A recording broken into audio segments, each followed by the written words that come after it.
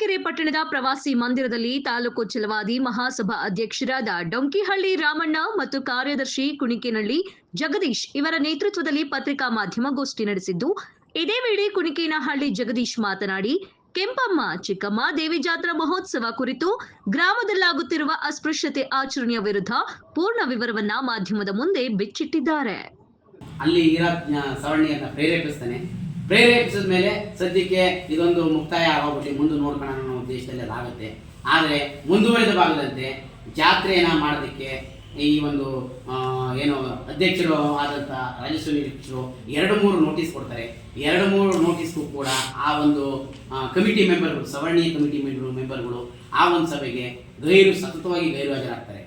ಏನು ಈ ನಾನು ಆರೋಪ ಮಾಡ್ತಾ ಇರ್ತಕ್ಕಂಥ ಒಬ್ಬ ವ್ಯಕ್ತಿ KM ಕೃಷ್ಣಸ್ವಾಮಿ ಅಂತ ಕುಣಿಕೇನಹಳ್ಳಿ ವ್ಯಕ್ತಿ, ಆತನ ಮನೆಗೆ ದೇವ್ರು ಕರ್ಕೊಂಡು ಹೋಗೋಕ್ಕೋಸ್ಕರ ಈ ಒಂದು ಕಮಿಟಿನ ಮಾಡಿಸ್ತಾನೆ. ಆಮೇಲೆ ಆತನ ಮನೆಗೆ ದೇವ್ರು ಕರ್ಕೊಂಡು ಹೋಗಲ್ಲ ಅನ್ನೋ ವಿಷಯ ಗೊತ್ತಾಗಿ ಎಲ್ಲ ಸವರ್ಣೀಯರನ್ನೂ ಎತ್ತುಕಟ್ಟಿ, ಅದರ ಜೊತೆಗೆ ನಮ್ಮ ಸಮುದಾಯದವ್ರನ್ನೂ ಕೂಡ ನಮ್ಮ ಸಮುದಾಯದವ್ರನ್ನೂ ಎತ್ತುಕಟ್ಟಿ ಈಗ 20ನೇ ತಾರೀಕಿನಿಂದ ಜಾತ್ರೆ ಆಗಬೇಕಾಗಿತ್ತು. ಹೋದ ವಾರ 14ನೇ ತಾರೀಕಿನಿಂದ ದೇವರು ಮೊದಲೇಟಿಗೆ ಹೋಗಬೇಕಾಯಿತು. ಅದನ್ನೆಲ್ಲ ಸಂಪೂರ್ಣವಾಗಿ ನಿಲ್ಲಿಸಕ್ಕೆ ಕಾರಣಕರ್ತ ಆಗಿದ್ದಾನೆ.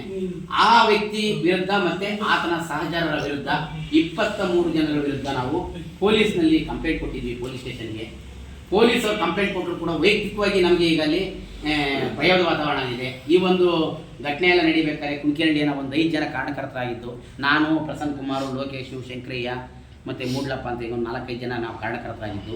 ಈಗ ಏನಾಗಿದೆ, ಆ ಊರಿನಲ್ಲಿ ಜಾತ್ರೆನೂ ನಿಂತೋಗಿದೆ, ಜೊತೆಗೆ ತಾಲೂಕು ಆಡಳಿತದ ಪ್ರಯತ್ನವೂ ವಿಫಲ ಆಗಿದೆ, ತಹಶೀಲ್ದಾರರ ಪ್ರಯತ್ನವೂ ವಿಫಲ ಆಗಿದೆ, ಆಮೇಲೆ ತಹಶೀಲ್ದಾರರ ಆದೇಶನೂ ಕೂಡ ಕಡೆಗಣಿಸಿದ್ದಾರೆ. ಇವೆಲ್ಲವೂ ಉದ್ದಟತನದಿಂದ ಮೆರೆದು ಕುಣಿಕೇನಹಳ್ಳಿನ ಒಂದು ರಿಪಬ್ಲಿಕ್ ಆಫ್ ಕುಣಿಕೇನಹಳ್ಳಿ ಅಂತ ಮಾಡ್ಕೊಂಡಿದ್ದಾರೆ. ಅಂದರೆ ಕುಣಿಕೇನಹಳ್ಳಿನ ಒಕ್ಕಲಿಗರ ಒಂದು ಕಪಿ ಮುಟ್ಟಿಲಿ ಹಿಡ್ಕೊಂಡಿದ್ದಾರೆ.